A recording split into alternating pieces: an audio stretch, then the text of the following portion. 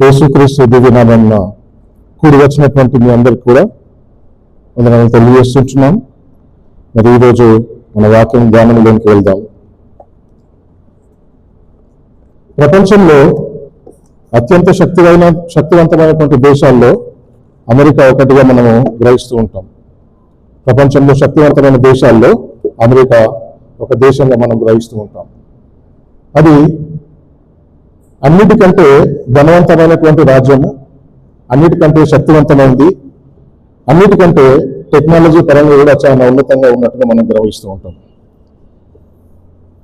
ఈ సంవత్సరం జనవరి 7వ తారీఖు మీరు గమనించినట్టయితే లాస్ ఏంజలీస్ రాష్ట్రంలో లాస్ ఏంజలీస్ పట్టణంలో అక్కడ ఒక పెద్ద కార్చిచ్చు అనేది మొదలైంది. జనవరి 7వ తారీఖు కార్చిచ్చు అనేది మొదలయ్యి దాదాపు 24 రోజుల పాటు ఆ రాష్ట్రాన్ని దహించినట్లుగా మనం గమనిస్తాం. 24 రోజుల పాటుగా అది దహించి వేసి జనవరి 31వ తారీఖు కానీ అది అదుపులోనికి రానట్టుగా మనం గ్రహిస్తాం. ఈ జరిగినటువంటి 24 రోజుల్లో మనము చాలా దాన్ని ఏమైందని తెలుసుకునే ప్రయత్నం చేస్తే దాదాపు 57,000 ఎకరాల ల్యాండ్ని అది కాల్చివేసింది. 57,000 ఎకరాల ల్యాండ్ని అది కాల్చివేసింది. దానికి ఎదురు వచ్చినటువంటి దేన్ని కూడా వదలలేదు. అంత శక్తివంతమైన దేశం అయినప్పటికీ అగ్ని ఆపడంలో అది విఫలమైనట్టుగా మనం గ్రహిస్తాం. అదేవిధంగా దాదాపు 18,000 కట్టడాలు, అది వ్యాపార సముదాయాలు కావచ్చు, గృహ సముదాయాలు కావచ్చు, వాటన్నిటినీ కూడా అది కాల్చివేసింది. దాదాపు 30 మంది ప్రాణాలు కూడా కోల్పోయినట్టుగా మనం గ్రహిస్తాం. $250 బిలియన్ ఆస్తి నష్టాన్ని మొత్తంగా అది కూడగలిగింది. అంటే ప్రపంచంలో ఎంత శక్తివంతమైనటువంటి దేశం అయినప్పటికీ, లేదా దాని దగ్గర ఎంత లేటెస్ట్ టెక్నాలజీ ఉన్నప్పటికీ అది ఆ అగ్నిని ఆర్పలేకపోయింది. కనుక ఈ కార్యం జరిగిన తర్వాత ఒక విశ్వాసం అనుకోవచ్చు, ఒక డౌట్ వచ్చింది. ఏంటంటే మరి ఇంత శక్తివంతమైనటువంటి దేశం అయినప్పటికీ అది ఎందుకు అగ్నిని ఆర్పలేకపోయింది? ఈ అగ్ని అన్నిటికంటే బలవంతమైనటువంటిదా ప్రపంచంలో అనేటటువంటి ఒక క్వశ్చన్ వచ్చినప్పుడు అతను అగ్ని దగ్గరికి వెళ్ళి అడుగుతుంటున్నాడు, మరి అంత పెద్ద దేశం కూడా నేను కంట్రోల్ చేయలేకపోయింది, నువ్వే ఈ ప్రపంచంలో అన్నిటికంటే బలవంతమైనటువంటి దాని అనేటువంటి ప్రశ్నను అతను అడిగాడు. అడిగితే అగ్ని ఎక్కువసేపు ఆలోచించిన తర్వాత అతను ఆన్సర్ చెప్తుంది ఏంటంటే, నన్ను మించింది ఇంకొకటి ఉంది, అదే నీరు. నేను ఎంత మంటలు వేసినప్పటికీ నా మీద నీరు చల్లినట్టయితే, అంటే కావలసినటువంటి నీరు నా మీద పోసినప్పుడు నేను నా ప్రకోపాన్ని తగ్గించుకొని ఆరిపోతానటువంటి విషయాన్ని చెప్పింది. మరి ఈ మనిషి ఏం చేశాడంటే ఆ నీళ్ళ దగ్గరికి వెళ్ళి అడుగుతున్నాడు, మరి అగ్ని చెప్పింది నువ్వే బలవంతమైనటువంటి దానివని. అప్పుడు నీరు కూడా బాగా ఆలోచించి చెప్తుంది ఏంటంటే, నేను కూడా బలవంతమైనటువంటి దాన్ని కాదు, ఎందుకంటే సూర్యుడు గట్టిగా ప్రకాశిస్తే ఎంతటి నీరైనా సరే ఆవిరి కావాల్సింది. మరి మనిషి కన్ఫ్యూజ్ అయిపోయాడు, మళ్ళీ నీరు ఇట్లా చెప్పింది అనేసి మరి సూర్యుని దగ్గరికి వెళ్ళి అడుగుతున్నాడు, మరి నువ్వే అన్నింటికంటే ఈ సృష్టిలో బలవంతమైనటువంటి దానిగా బలవంతరాలు అని అడిగాడు. అప్పుడు ఆ సూర్యుడు ఏం చెప్తున్నాడంటే, నేను ఎంత పెద్ద బలవంతుడు కాదు, ఎందుకంటే ఎప్పుడైతే నాకు అడ్డుగా వస్తాయో నా సూర్య కిరణాలు అన్నట్టు ఈ భూమి మీద ప్రసరించవు, తద్వారా నా వేడిని ఏదైతే ఉంటుందో నేను భూమి మీద చూపించలేదు అని చెప్తాడనమాట. అప్పుడు మేఘాల దగ్గర పిల్లలు అడుగుతున్నాడు అతను, నువ్వే బలవంతుడైనటువంటి వాడు అని అడుగుతుంటున్నాడు. అప్పుడు మేఘాలు చెప్తున్నాయి, నేను బలవంతురాలను కాదు, నాకంటే గాలి ఇంకా బలవంతమైంది, ఎందుకంటే గాలి గట్టిగా వీస్తే ఆ మేఘాలు కూడా అక్కడి నుంచి వెళ్ళిపోతాయి. మనం గమనించినట్లయితే ఋతుపవనాలను మనం వింటూ ఉంటాం. ఎంత ఋతుపవనాలు వెళ్ళినప్పటికీ ఆ కనుమల గుండా ప్రయాణిస్తున్నప్పుడు అవి వేరే ప్రదేశాన్ని చేరుకోకుండా పర్వతాలను దాన్ని అడ్డగిస్తున్నట్టు గమనిస్తాం. కనుక ఈ గాలి ఏం చెప్తుంది, ఈ మేఘాలు ఏం చెప్తుంది అంటే, నాకంటూ ఎంత గట్టిగా ప్రసరించినప్పటికీ ఈ పర్వతాలు ఏవైతే ఉన్నాయో వాటిని మాత్రం ఏమాత్రం కదిలించలేకపోతున్నాం, కనుక పర్వతాలే బలమైనటువంటి అనే విషయాన్ని అవి చెప్తూ ఉన్నాయి. ఈ పర్వతాల దగ్గరికి అడుగుతూ ఉంటున్నాడు, మరి మీరు బలవంతమైనటువంటి వారా అని అంటే పర్వతాలు చెప్తున్నాయి, కాదు, మేము ఎంత బలవంతమైనప్పటికీ మనిషి మమ్మల్ని కొట్టు పిండి చేస్తున్నాడు, కాబట్టి మనిషే అన్నిటికంటే బలవంతమైన వ్యక్తి అని చెప్పాడు. ఈ మనిషికి అర్థం కాలేదు. నేను ఇప్పటి వరకు ఇవన్నిటినీ కూడా బలవంతమైన అనుకుంటున్నాను, కానీ చివరికి వస్తే మనిషి బలవంతుడని అనుకున్నాడు. సరే, నాకైతే కొద్దిగా తెలివి అంతగా లేదేమో, కానీ ఒక జ్ఞానవంతుడైనటువంటి ఒక మనిషిని నేను అడుగుతాను అనేసి ఇంకొక సైంటిస్ట్ లాంటి వ్యక్తి దగ్గరికి వెళ్ళేసి అడుగుతున్నాడు అనమాట. మరి నేను తెలుసుకునే ప్రయత్నం చేశాను. వీటన్నిటిని కనుక్కున్న తర్వాత నాకు తెలిసినటువంటి ఫలితాంతం ఏంటంటే మనిషి బలవంతుడు అని తెలిసింది. మరి నువ్వేమంటావు, నీకున్న జ్ఞానంతో బాగా విచారించి నాకు చెప్పాలి అన్నటువంటి విషయాన్ని ఆయన చెప్పాడు. చెప్తే ఆ సైంటిస్ట్ ఎవరైతే ఉన్నారో బాగా ఆలోచించి ఆయన చెప్తున్నాడంటే, కాదు, మనిషి కూడా బలవంతుడు కాదు, మనిషి కంటే మరణం చాలా బలవంతమైంది. ఎందుకంటే ఎంత తెలియాలో ఆడపడినప్పటికీ, ఎంత బలవంతుడైనప్పటికీ, ఎంత బలహీనుడైనప్పటికీ ఒకరోజు మరణానికి తలవంచాల్సినటువంటి పరిస్థితి ఉంది. కనుక మరణమే బలమైంది అనేటువంటి విషయాన్ని చెప్పాడనమాట. ఇంకా ఆ మనిషికి అర్థమైపోయింది, ఓకే, అందరికంటే ఈ మరణమే బలవంతమైందని చెప్పేసి ఈ మరణాన్ని దగ్గరికి వెళ్ళాడనమాట. ఈ మరణాన్ని అడుగుతున్నాడు, మరి నాకు తెలిసింది ఏంటంటే ఇంకా నువ్వే ప్రపంచంలో అన్నిటికంటే బలమైనటువంటి వ్యక్తి అని తెలిసింది, కనుక నీ దగ్గర ఇంకేమైనా తెలియని ఉందా తెలుసుకుంటానని అడిగాడు అనమాట. ఆయన ఎక్కడ ఏంటంటే ఆ మరణం చెప్తుంది ఏంటంటే, లేదు, నేను బలవంతమైనటువంటి వ్యక్తిని కాదు, నన్ను మించినటువంటి ఇంకొక వ్యక్తి ఉన్నాడు, అతను యేసుక్రీస్తు. అతను ఎప్పుడైతే లాజరు యొక్క సమాధి బయట నిలబడి లాజరు బయటకు రా అని పిలిచినప్పుడు మరణం కూడా తలవగ్గాల్సినటువంటి పరిస్థితి వచ్చింది. మరణం కూడా ఆ జీవానికి తలవగ్గాల్సినటువంటి పరిస్థితి వచ్చింది. కనుక ఆ యేసుక్రీస్తు ప్రభు అందరికంటే గొప్పవాడు అనేటువంటి విషయాన్ని చెప్తుంటున్నాడు అనమాట. ఈరోజు మనం నేర్చుకోవాల్సినటువంటి ధ్యానించాలనుకున్నటువంటి విషయం ఏంటంటే, జీవానికి తలవంచినటువంటి మరణం. జీవానికి తలవంచినటువంటి మరణం.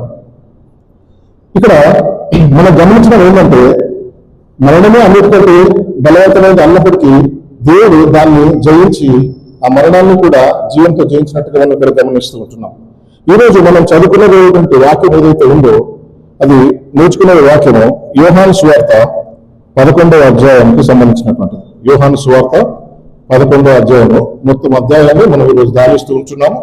కానీ అందులో కొన్ని ముఖ్య భాగాలను నేను వివరించే ప్రయత్నం చేస్తాను. యోహాను సువార్త 11వ అధ్యాయం. ఇక్కడ మీరు మొదటిగా గమనించాల్సింది ఏంటంటే, యోహాను సువార్త 10వ అధ్యాయం చివరి వచనాన్ని మీరు ఒకసారి గమనించండి. యోహాను సువార్త 10వ అధ్యాయము చివరి వచనం. యోర్దాను అద్దరికి యోర్దాను అద్దరికి యోహాను మొదట బాప్తిసం ఇచ్చుచుండిన స్థలమునకు ఆయన తిరిగి వెళ్ళి అక్కడ ఉండెను. అనేకులు ఆయన యుద్ధకు వచ్చి, యోహాను ఏ సూచక క్రియ చేయలేదు గాని ఆయనను గూర్చి యోహాను చెప్పిన సంగతులు సత్యమైనవి. అక్కడ అనేకులు ఆయన యందు విశ్వాసం ఉంచారు. ఇది మనం మాట్లాడుకునే టాపిక్ కి కొద్దిగా ముందు జరిగినటువంటి క్రియ. ఇక్కడ అంటే ఏంటంటే, యేసుక్రీస్తు ప్రభు వారు ఈ లాజరును లేపకన్నా ముందు జరిగినటువంటి విషయం ఏంటంటే, యోర్దాను అద్దరికి ఉన్నటువంటి ఆ ప్రాంతంలో అతను వెళ్ళినట్టుగా మనం గమనిస్తూ ఉంటాం. ఇక్కడ మనకి ఇశ్రాయేలు దేశం ఉంది, యోర్దాను దేశం ఉంది, అంటే జోర్డాన్ దేశం ఉంది అనమాట. ఈ రెండింటిని యోర్దాన్ నది విభజిస్తూ ఉంటుంది. మనం ఎప్పుడైనా సరే వాక్యాన్ని చాలా మటుకు చదువుతూ ఉంటాం, వాక్యం రెఫరెన్స్ చూస్తాము. వాక్యం చివరిలో, మీ బైబిల్ చివరిలో కొన్ని మ్యాప్స్ ఉంటాయి. ఇప్పుడు మీరు గ్రహించి ఉండవచ్చు. అందులో కొత్త నిబంధనలకు సంబంధించినటువంటి ఒక మ్యాప్ ఉంటుంది. దయచేసి వీలైతే ఒక్కసారి దాన్ని తీస్తే మనం మాట్లాడుకునే విషయము కొంత కాంటెక్స్ట్ దాంట్లో ఉంది కనుక దాన్ని తెలుసుకునే ప్రయత్నం చేద్దాం. కొత్త నిబంధన కాలపు పాలస్తీనా అనే ఒక మ్యాప్ ఉంటుంది, మీకు చివరిలో ఉంటుంది. ఇది గమనించవచ్చు. ఇందులో మీరు గమనిస్తే మీద గలిలయ సముద్రం ఉంటుంది, కింద మీకు మృత సముద్రం ఉంటుంది. మీద గలిలయ సముద్రం ఉంటుంది, కింద మృత సముద్రం ఉంటుంది.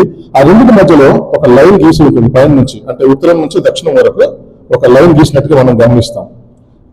ఓకే, మొదట మీద మన గలిలయ సముద్రం ఉంటుంది, కింద మృత సముద్రం ఉంటుంది. ఈ రెండు సముద్రాలను కలిపేదే యోర్దాను నది. ఈ రెండు సముద్రాలను కలిపేటటువంటిదే యోర్దాను నది. ఈ యోర్దాను నదికి కుడి వైపున ఉన్నటువంటి ప్రాంతం అంతా కూడా జోర్డాన్ దేశం లేదా యోర్దాను దేశం అని పిలుస్తూ ఉంటాము. అదే లెఫ్ట్ సైడ్ ఏదైతే ఉందో అది వచ్చేసి ఇస్రాయల్ దేశంగా మనం భావించవచ్చు. ఇప్పుడు యేసుక్రీస్తు ప్రభు వారు ఏం చేశారంటే, ఈ యోర్దాను దాటి అవతల వైపుకి వెళ్ళారు, అంటే జోర్డాన్ దేశంలోకి వెళ్ళారనమాట. అక్కడ అంటే ఆయన బాప్తిసం తీసుకున్నది యోర్దాను అవతలకు వెళ్ళారు అని ఉందన్నమాట. ఇక్కడ వెళ్ళినప్పుడు నేను 11వ అధ్యాయంలో కొన్ని వచనాలు చదివే ప్రయత్నం చేస్తుంటున్నాను. యోహాను సువార్త 11వ అధ్యాయము మొదటి వచనం నుండి. మరియా ఆమె సహోదరుల మార్త అనేవారు అని వారి గ్రామమైన బేతనీయులో ఉన్న లాజరు అని ఒకడు రోగి ఆయన. ఈ లాజరు ప్రభువునకు అత్తరు పూసి తల వెంట్రుకలతో ఆయన పాదములను తుడిచిన మరియకు సహోదరుడు. ఆయన అక్కచెల్లెళ్ళు, ప్రభువా, ఇదిగో నీవు ప్రేమించేవాడు రోగి ఉన్నాడని ఆయన యుద్ధకు వర్తమానం పంపింది. యేసు అది విని, ఈ వ్యాధి మరణం కొరకు వచ్చినది కాదు గాని దేవుని కుమారుడు దాని వల్ల మహిమపరచబడినట్లు దేవుని మహిమ కొరకు వచ్చినదనను. యేసు మార్తను ఆమె సహోదరుని లాజరును ప్రేమించను. అతడు రోగి ఉన్నాడని యేసు విన్నప్పుడు తాను ఉన్న చోటనే ఇంకా 2 దినములు నిల్చెను. ఇక్కడ మనం గమనించాలి, యేసు ప్రభు వారికి ఇక్కడ తెలిసింది ఏమనంటే అతను ప్రేమించినటువంటి లాజరు అతను అనారోగ్యంతో ఉన్నాడనేటువంటి విషయాన్ని ఇక్కడ అతనికి కొంతమంది మెసేజ్ అనేది తీసుకున్న అక్కడ చెప్పినట్టుగా మనం గ్రహిస్తాం. అది విన్న తర్వాత దేవుడు ఏం చెప్తున్నాడంటే అక్కడ ఇది మరణం అంటే అక్కడ క్లియర్ గా ఒక లైన్ రాసి ఉంది ఏంటంటే యేసు అది విని ఈ వ్యాధి మరణం కొరకు వచ్చినది కాదు గాని దేవుని కుమారుడు దాని వల్ల మహిమపరచబడినట్లు దేవుని మహిమ కొరకు వచ్చినదనను. కనుక ఈరోజు మనం చదువుకున్నటువంటి ఒక వాక్యం ఉంది ఇక్కడ. ఇది ఏదైతే మనము 2 కొరింథీయులకు రాసినటువంటి 2వ పత్రిక 7వ అధ్యాయంలో మనం గమనించినట్టయితే అక్కడ 7వ అధ్యాయం 10వ వచనం చదువుతున్నాను. దైవ చిత్తానుసారమైన దుఃఖము రక్షణార్థమైన మారు మనస్సును కలిగజేయను. ఈ మారు మనస్సు దుఃఖంను పుట్టించదు, అయితే లోక సంబంధమైన దుఃఖము మరణమును కలుగజేయను. దైవ చిత్తానుసారమైన దుఃఖము రక్షణార్థమైన మారు మనసును కలిగించను. అంటే ఏం తెలుసుకుంటున్నామంటే కొన్నిసార్లు కొన్ని దుఃఖాలు దైవ చిత్తానుసారంగా కూడా జరుగుతాయనే విషయాన్ని మనము గ్రహించవచ్చు. కొన్ని దుఃఖాలు అంటే ప్రతిదీ మనకు చేసిన వల్ల కూడా కాదు, కానీ కొన్నిసార్లు దేవుని చిత్తానుసారంగా కూడా జరుగుతాయన్న విషయాన్ని మనము గ్రహిస్తూ ఉంటాం. ఇక్కడ 3 భాగాలుగా ఈ మొత్తము ఈ సంఘటనను మనం గ్రహించుకోవచ్చు. ఒకటి, యేసు ప్రభు వారు ఎప్పుడైతే తెలుసుకున్నారో లాజరు అనారోగ్యంతో బాధపడుతున్నాడని అతని శిష్యుల మధ్యలో జరిగినటువంటి సంభాషణ. రెండవది, యేసు ప్రభు వారు బేతనీయకు వచ్చిన తర్వాత లాజరుకి మరియకి మధ్యలో జరిగినటువంటి సంభాషణ. మూడవది, అది లాజర్ని లేపడం, సమాధిలో నుండి అతన్ని లేపడం అనేటువంటి ఈ 3 ముఖ్య భాగాలను మనము తెలుసుకుందాం. మనం ఇక్కడ మొదటగా ఇక్కడ గమనిస్తే ఏంటంటే యేసు ప్రభు గారికి ఎప్పుడైతే ఇతను చనిపోయి అనారోగ్యంతో బాధపడుతున్నా తెలిసినప్పుడు మొదటగా అతను చెప్పింది ఏంటంటే ఇతనికి వచ్చినటువంటి అనారోగ్యం ఏదైతే ఉందో దేవుని మహిమపరచడానికి వచ్చినటువంటిది అన్నట్టుగా అక్కడ చెప్పాడు. ఇక్కడ చెప్పిన తర్వాత అక్కడే ఇంకొక 2 రోజులు అక్కడే ఉన్నట్టుగా మనం భావిస్తాం వాక్యంలో. అంటే దేవునికి తెలుసు అక్కడ అతను అనారోగ్యంతో బాధపడుతున్నాడు, ఇతను మార్తా మరియ వచ్చేసి అతన్ని స్వస్థపరచాలని కోరుకుంటున్నారనే ఉద్దేశంతో ఉన్నప్పటికీ ఇక్కడ అతను ఇంకా 2 రోజులు అక్కడే ఉన్నాడు. ఎందుకంటే అది దేవునికి మహిమకరంగా ఉండాలి. మన జీవితంలో కూడా ఎన్నోసార్లు మనకు ఎన్నో సమస్యలు వస్తూ ఉంటాయి, మనకు ఎన్నో ఇబ్బందులు వస్తూ ఉంటాయి. వాటిని తెలుసుకున్నప్పుడు మనం ఏమనుకుంటామంటే మనం ఇందు గురించి ప్రార్థన చేస్తున్నామే, ఎందుకు ఈ అనారోగ్యం మన దగ్గర నుంచి వెళ్ళట్లేదు, లేకపోతే ఈ సమస్య ఎందుకు మనకు పరిష్కారం కావట్లేదు అటువంటి ఒక ఆలోచన మనకు కలుగుతుంది. ఇలాంటప్పుడు మనం తెలుసుకోవాల్సింది ఏంటంటే దాని వెనుక ఏదో బలమైనటువంటి కారణం ఉండే ఉంటుంది. దేవుడు ఏదో మన వల్ల ఇంకింత గొప్ప అద్భుత కార్యం చేయాలనుకుంటున్నాడు కాబట్టి ఇలా జరుగుతుండవచ్చినటువంటి విషయాన్ని మనం ఆత్మలో గ్రహించగలగాలి. ఎందుకంటే ఇక్కడ చాలా క్లియర్ గా బైబిల్లో మనకు అది చెప్పబడినట్టుగా మనం గ్రహిస్తూ ఉంటాం. ఇదే విధంగా ఇక్కడ ఎప్పుడైతే మళ్ళీ 11వ అధ్యాయంలో కొన్ని వచనాలు చదివే ప్రయత్నం చేస్తున్నాము.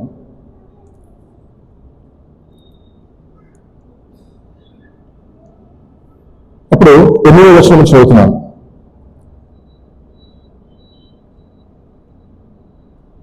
సారీ 7వ వచనం నుంచి. అటు పిమ్మట ఆయన మనము యూదయకు తిరిగి వెళ్ళిదమని తన శిష్యులతో చెప్పగా ఆయన శిష్యులు, బోధకుడా, ఇప్పుడే యూదులు నిన్ను రాళ్లతో కొట్ట చూచుచుండిరే, అక్కడికి తిరిగి వెళ్ళిదవా అని ఆయన అడిగిరి. అందుకు యేసు, పగలు 12 గంటలున్నాయి కదా, ఒకడు పగటి వేళ నడిచినలా ఈ లోకపు వెలుగును చూచును గనుక తొట్టుపడడు. అయితే రాత్రి వేళకు నడిచినలా వాని యందు వెలుగు లేదు కనుక వారు తొట్టుపడని చెప్పారు. అంతకుముందు యేసు ప్రభు వారు యెరూషలేములో వాక్యాన్ని ప్రకటిస్తున్నప్పుడు అక్కడ అతను చేసినటువంటి ఆ ప్రసంగాలను బట్టి అక్కడ ఉన్నటువంటి యూదులు కానీ శాస్త్రులు కానీ అతన్ని రాళ్లతో కొట్టి చంపాలనుకున్నటువంటి ఒక ఏర్పాటు చేసినారు. కానీ యేసు ప్రభు గారు దాన్ని తప్పించుకొని అక్కడి నుంచి ఆ ప్రాంతం నుంచి వెళ్ళిపోయారు. ఇక్కడ ఎప్పుడైతే ఇతను మళ్ళీ యూదయ ప్రాంతం అంటే ఏదైతే ఇప్పుడు మన యెరూషలేము చుట్టుపక్కల ఉన్నటువంటి ప్రాంతాలన్నింటినీ కలిపి యూదయ ప్రాంతం అని మనం అంటాం. అంటే ఈ యోర్దాను నదికి ఈతలేకు వస్తామనే ప్రయత్నం చేస్తున్నప్పుడు అక్కడ శిష్యులు ఏమంటున్నారంటే, తిరిగి అక్కడికి వెళ్తే మనల్ని అక్కడ రాళ్ళతో కొట్టి చంపుతారు, మిమ్మల్ని చంపే ప్రయత్నం చేశారు అని చెప్తున్నాడు. అయితే ఇక్కడ నెక్స్ట్ వచనంలో మీరు గమనించినట్టయితే తోమ ఇక్కడ ఒక మాట మాట్లాడుతూ మనం గమనిస్తాం. 11వ వచనం, ఆయన ఈ మాటలు చెప్పిన తరువాత మన స్నేహితుడైన లాజరు నిద్రించున్నాడు, ఆయనను అతని మేలు కనుక వెళ్ళుచున్నానని వార్త చెప్పగా శిష్యులు, ప్రభువా అతను నిద్రించిన ఇలా బాగుపడినాడని. యేసు అతని మరణాన్ని గురించి ఆ మాట చెప్పాను, కానీ వారు ఆయన నిద్ర విశ్రాంతిని గురించి చెప్పారనుకోరు. కావున యేసు, లాజరు చనిపోయిను, మీరు నమ్మినట్లు నేను అక్కడ ఉండలేదని నేను నిత్యం సంతోషిస్తున్నాను, అయినను అతని యుద్ధకు మనం వెళ్ళుదాం రండి స్పష్టంగా చెప్పాను. అందుకు దిగులు అనబడిన తోమ, ఆయనతో కూడా చనిపోయేటకు మనం వెళ్ళుదాం రండి శిష్యులతో చెప్పాను. ఇక్కడ తోమ గారు ఏమంటున్నారంటే, మనం కూడా ఆయనతో కూడా వెళ్ళి చనిపోదాం రండి అంటున్నారు. ఇక్కడ అంటే ఏంటంటే, మన ఛాన్సర్ తోమ గారి గురించి మనం ఏమనుకుంటామంటే చాలా అనుమానపు తోమ అనేటటువంటి ఒక విషయాన్ని మనం ఎక్కువగా అతని గురించి ప్రస్తావిస్తూ ఉంటాం. కానీ ఇక్కడ శిష్యులు ఏదైతే ఉన్నారో అక్కడ అతను చనిపోయాడు, రాళ్ళతో కొట్టారు కాబట్టి అతను తిరిగి మనల్ని కొట్టి చంపుతారు అనేటటువంటి విషయాన్ని వాళ్ళు చెప్తున్నారు. కానీ తోమ గారు ఏమంటున్నారంటే, అతనితో కూడా వెళుదాము, అతనితో కూడా వెళ్తే ఏమవుతుంది, అక్కడ కొట్టి చంపుతారు. కానీ ఇక్కడ ఇంత చెప్పిన తర్వాత ఇక్కడ తోమ గారు ఏమవుతుందంటే అతనితో కూడా వెళ్దామనే వాక్యాన్ని పడుతున్నాడు. అంటే ఇతర శిష్యులకి ఇతరులకి ఉన్నటువంటి ఒక ముఖ్యమైనటువంటి భేదాన్ని ఇక్కడ గమనించవచ్చు. మనము కూడా అతనితో కూడా వెళ్దాం, అతనితో కూడా చనిపోదాం. అంటే ఒకరికి ఎంత కమిట్మెంట్ ఉంటే, లేకపోతే యేసుక్రీస్తు వైపు మీద ఎంత విశ్వాసం ఉంటే అంత బలమైనటువంటి మాట పలకగలుగుతారు. ఇప్పుడు మనం ఈ మధ్యలో ఒక క్రైస్తవ సహోదరుడు చనిపోయినటువంటి విషయాన్ని మనం గ్రహిస్తూ ఉంటాం. కనుక ఆ సంఘటన జరిగిన తర్వాత క్రైస్తవులుగా విశ్వాసంగా మనలో పడినటువంటి విశ్వాసం ఏంటి? చాలా మంది భయపడి ఉండొచ్చు, చాలా మంది దాని గురించి మాట్లాడే ప్రయత్నం చేయకపోయి ఉండొచ్చు, లేదా దాన్ని సోషల్ మీడియాలో లైక్ చేయడమో లేకపోతే ఫాలో చేయడమో భయపడి ఉండొచ్చు. కనుక రకరకాలుగా మనం ఆలోచిస్తుంటాం. అంటే ఇది మనకే జరగచ్చేమో, ఇలాంటి సంఘటన మనం కూడా క్రైస్తవులు కాబట్టి విశ్వాసం మనకేమైనా జరుగుతున్నప్పుడు భయం జరుగుతుంది. కానీ ఇక్కడ తోమ గారు ఏమంటున్నారంటే, అతనితో కూడా మనం వెళ్దాము, అతనితో కూడా చనిపోదామంటే ఎంత కమిట్మెంట్ ఉన్నటువంటి వ్యక్తికి ఆ మాట రావాలి? అంత భయంలో కూడా అంత చంపుతారని తెలిసినా కూడా అలాంటి దొరుకుతుంది. ఇదే మన ప్రవీణ్ ప్రగడాల గారి యొక్క వాక్యం మధ్య చాలా మంది ఫార్వర్డ్ అవుతుంటే అందులో విన్నటువంటి విషయం, నేను అది నాది కాదు కానీ అది చెప్పినటువంటి విషయం ఏంటంటే, యేసుప్రభువు ఏమందంటే, మీరు సమస్త లోకానికి వెళ్ళి సమస్త ప్రజలను నా శిష్యులుగా చేయండి అన్నాడు, కానీ విశ్వాసులుగా చేయండి అనలేదు. మనందరం చేసే ప్రయత్నిస్తాం, విశ్వాసులుగా చేసే ప్రయత్నిస్తాం, శిష్యులుగా చేసే ప్రయత్నిస్తాం. శిష్యులు అంటే ఏంటి అని అంటే, దానికి డెఫినేషన్ చాలా క్లియర్గా ఏర్పడి ఏంటంటే, అన్నింటినీ విడిచిపెట్టి యేసుని వెంబడించేవారు. శిష్యులు అంటే ఎవరికి ఉంటారు? డిసైపుల్స్ అంటే అన్నింటినీ విడిచిపెట్టేసేసి అతని గురువుతో కలిసి నడిచేటటువంటి వారు. కానీ మనందరం ఏంటి? శిష్యులమో విశ్వాసులమో? మరి యేసు ప్రభువు గారు ఏం చెప్తున్నారు అంటే, అందరినీ శిష్యులుగా చేయమన్నారు, విశ్వాసులుగా చేయండి అని అనలేదు. కనుక మనకి ఏది ఉన్నా సరే దాన్ని విడిచిపెట్టగలిగినంత విశ్వాసం కలిగానే ఉండాలి. మనం ఏదో ఒక అవకాశం వస్తే దాన్ని పాటించగలిగేంతటువంటి విశ్వాసం మనం ఉండాలి. సో తోమ ద్వారా మనకు తెలిసేది ఏంటి అంటే, ఎంత కమిట్మెంట్ ఉంది. వేరే శిష్యులు ఎవరు కూడా మాట్లాడతారు, అక్కడ ఏంటంటే భయపడుతున్నారు, యేసుక్రీస్తుని భయపడేటువంటి ప్రయత్నం చేస్తుంటున్నారు. కానీ ఇప్పుడు తోమ గారు ఏమంటున్నారంటే, మనం కూడా అతనితో వెళ్దాము, అతనితో కూడా మరణిస్తాము అంటారు. అంటే మరణం తథ్యమైనటువంటి విషయాన్ని గ్రహించాడు అక్కడ. కనుక మనం కూడా ఎప్పుడైతే యేసుక్రీస్తుని వెంబడిస్తున్నామో, ఆయన శిష్యులుగా వెళ్దాం అనుకుంటున్నామో, అలాంటి విశ్వాసత, అలాంటి కమిట్మెంట్ అనేది మనకు కూడా ఉండాలని మనం ఇక్కడ ఈ వాక్యం ద్వారా నేర్చుకుంటున్నాం. దీంట్లోనే యేసు ప్రభువు గారు దానికి రెస్పాన్స్ ఒక మాట చెప్తున్నారు. ఏంటంటే, పగలు 12 గంటలు ఉన్నాయి కదా, వెలుగులో పనిచేసినప్పుడు ఒకరు తొట్టుపాటు పడనటువంటి విషయాన్ని ఇక్కడ గమనించి అక్కడ చెప్పాడు. ఇక్కడ మీరు 8వ వచనంలో మళ్ళొకసారి గమనించండి. 9వ వచనంలో, అందుకు యేసు, పగలు 12 గంటలు ఉన్నాయి కదా, ఒకడు పగటి వేళ నడిచిన ఎడల ఈ లోకపు వెలుగును చూచుండు గనక తొట్టుపడు. అయితే రాత్రి వేళ ఒకడు నడిచిన ఎడల వాని యందు వెలుగు లేదు కనుక వాడు తొట్టుపాటు పడునని చెప్పాడు. దీనివల్ల మనం నేర్చుకోవాల్సింది ఏంటంటే, ఎప్పుడైతే దేవుడి చిత్తం ఉంటుందో, వెలుగు అంటే దేవుడు తోడు ఎప్పుడైతే ఉంటుందో అటు ఎటువంటి అపాయాలు కూడా మనకు జరగదు. మనం చేయాల్సినటువంటి కార్యాలన్నీ కూడా మనం నెరవేరుస్తాం. అంటే దేవుడు ఇండైరెక్ట్ గా శిష్యులకు చెప్తున్నటువంటి ఏది, తద్వారా మనం కూడా గ్రహించగలిగింది ఏంటంటే, నా సమయం ఇంకా రాలేదు. ఓకే, దేవుని చిత్తం, నా తండ్రి చిత్తం లేకుండా ఉంటే నన్ను ఎవరు ఏం చేయలేరు. కనుక నా తండ్రి చిత్తంలో ఉంది కాబట్టి మనం ఎరుసలేముకి వెళ్ళినా కూడా నన్ను ఇంకెవరు ఇప్పుడే చంపరు. ఎందుకంటే దానికి ఒక సమయం ఉంటుంది. ఆ సమయం ముందు మాత్రమే నన్ను వాళ్ళు పట్టుకుంటారు, నన్ను సిలువ వేస్తారనే విషయాన్ని ఆయన గ్రహించినాడు మనసులో. కాబట్టి ఈ 12 గంటలనే కనుక ఇంకా నేను చేయాల్సిన పని చాలా ఉంది కనుక మనం ఇక్కడ ఉంటే అది కుదరదు. మనము ఇంకా యూదయాకు వెళ్ళి ఆ పని చేయాలనే విషయాన్ని ఆయన చాలా క్లియర్ గా చెప్తున్నాడు. 12 గంటల తర్వాత రాత్రి సమయం ముందు అక్కడ వెలుగు ఉండదు కనుక ఒకడు పడిపోతాడని చెప్తున్నాడు. అంటే ఏంటంటే వెలుగు అంటే దేవుని యొక్క తోడు. ఎప్పుడైతే లేదో అక్కడ పడిపోయేటటువంటి ఛాన్స్ ఉంది. లేదంటే అక్కడ మనం ఓడిపోయేటటువంటి ఆ ప్రయత్నం ఓడిపోయేటటువంటి పరిస్థితి ఉంది. కాబట్టి యేసుక్రీస్తు ప్రభు వారు ఆ విషయాన్ని ఊటంకిస్తూ ఆ విధంగా చెప్పినట్టు మనం గమనిస్తాం. మరొకసారి గమనించండి 9వ వచనం. అందుకు యేసు, పగలు 12 గంటలు ఉన్నాయి కదా, ఒకటి పగటి వేళ నడిచిన ఎడల ఈ లోకపు వెలుగును చూచును గనుక తొట్టుపడడు. అయితే రాత్రి వేళకు నడిచిన వల్ల వాని ఎందు వెలుగు లేదు కనుక వాడు తొట్టుపడనని చెప్పారు. ఇది చెప్పిన తర్వాత ఇంకొక ఇంపార్టెంట్ విషయం కూడా చెప్తున్నాడు. ఏంటంటే లాజరు నిద్రిస్తూ ఉంటున్నాడు కనుక మనం వెళ్ళి అతన్ని లేపుదాం రండి అన్నాడు. లాజరు నిద్రిస్తూ ఉన్నాడు కాబట్టి మనం అతన్ని లేపుదాం వెళ్ళి రండి అన్నాడు. కానీ అప్పటికి అతను చనిపోయినటువంటి విషయాన్ని శిష్యులు గ్రహించారు. కనుక శిష్యులు ఏమంటున్నారంటే, మరి అతను చనిపోయాడు కదా, ఇతను ఎలా లేపుతారు అంటున్నారు. అంటే ఇప్పుడు యేసు ప్రభు అతనికి వెళ్ళిన తర్వాత అతను లేపనికి వెళ్తున్నాడా, అతను చంపనికి వెళ్తున్నాడు? అక్కడికి లేపనికి వెళ్తున్నాడు. ఎవరు లేస్తారు? చంపిన వాళ్ళు లేస్తారు, నిద్రపోయిన వాళ్ళు లేస్తారు. నిద్రపోయిన వాళ్ళు లేస్తారు. కనుక యేసు ప్రభు వాళ్ళు అదే ఉద్దేశంతో అంటున్నారు అనమాట. అంటే నేను చేయబోయే కార్యక్రమం యేసు ప్రభుకి తెలుసు కనుక యేసు ప్రభు వారు ఏం చెప్తున్నారు అని అంటే, అతన్ని లేపేద్దామంటారు. అంటే నిద్రపోయిన అంటే వాస్తవం, కానీ అతన్ని లేపబోతున్నాను అనే విషయాన్ని అక్కడ గమనించినాడు కనుక అదే విషయాన్ని చెప్పే విషయాన్ని ప్రయత్నం చేసి శిష్యులతో అంటున్నాడు. ఏంటంటే అతన్ని లేపనికి వెళ్దామంటున్నారు. కానీ యేసు ప్రభుతో ఉన్నటువంటి శిష్యుల యొక్క మనస్థితిని ఒకసారి గమనించండి. ఇక్కడ ఈ మొత్తం ఈ వాక్య ధ్యానంలో కొన్ని క్యారెక్టర్స్ ఉన్నాయి, కొన్ని పాత్రలు ఉన్నాయి. వాటిని గమనించండి. ఏ పాత్ర మనకు బాగా సరిపోతుందో కూడా ఒకసారి ఆలోచించండి. ఇక్కడ శిష్యులు ఉన్నారు, మిగతా శిష్యులు అందరు ఉన్నారు. తోమా ఉన్నారు, యేసుక్రీస్తు ప్రభు వారు ఉన్నారు, మరియా ఉంది, మార్తా ఉన్నారు. ప్లస్ అదేవిధంగా అక్కడ చూస్తున్నటువంటి జనాంగం ఏదైతే ఉన్నారో ఆ సూచక క్రియను చూస్తున్నటువంటి జనాంగం అందరూ ఉన్నారు. ఇప్పుడు వీళ్ళందరిలో వారి యొక్క మానసిక స్థితి ఏదైతే ఉందో మన యొక్క మానసిక స్థితిలో ఎవరితో పోల్చుకుంటున్నామో ఒకసారి చెక్ చేసుకోండి. అంటే మనకు అనుకోవచ్చు, కొంతమందికి నేను మరియలాగా ఉన్నాను, నేను మార్తలాగా ఉన్నాను, లేకపోతే నేను లాజర్ లాగా ఉన్నాను, లేకపోతే నేను శిష్యుల్లో ఉన్నాను, లేకపోతే తోమాలాగా ఉన్నాను మీకు అనిపించచ్చు. ఈ వాక్యం ధ్యానం అయిపోయిన తర్వాత మనం గైట్ వచ్చిందంటే మళ్ళీ ఒకసారి దాన్ని సరిపోల్చుకుంటే నిజంగా మనం ఆ పాత్రతో సరిపోల్చుకుంటున్నామా, అదే మానసిక స్థితిలో ఉంటున్నామా, లేదా ఇంకేమైనా మార్పులు మనలో కూడా చేసుకోవాలనేటువంటి విషయాన్ని మనం గమనించాలి. ఇక్కడ శిష్యులు యేసు ప్రభుతోనే ప్రయాణం చేస్తూ ఉన్నారు. యేసు ప్రభు చేసే యొక్క గొప్ప విషయాలన్నింటినీ కూడా అందరికంటే ఎక్కువగా దగ్గరను చూసినటువంటి వాళ్ళు వాళ్ళే. కానీ యేసు ప్రభు ఇట్లా చేయబోతున్నారు ఇట్లాంటి విషయాలు విషయాలు వాళ్ళు ఇంకా గ్రహించలేకపోతున్నారు. ఇంతకంటే ముందు వేరే గ్రంథంలో ఇద్దరు లేపినట్టు మనం గ్రహిస్తాం. ఒకటి యాయూరు కుమార్తెను లేపాడు యేసు ప్రభు వారు, ఇంకొకటి విధేరాలు కుమారుని కూడా చనిపోయినటువంటి వ్యక్తులు లేపాడు. ఇది మూడవ చనిపోయినటువంటి వారిని లేపినటువంటి అద్భుతానికి సంబంధించినటువంటిది.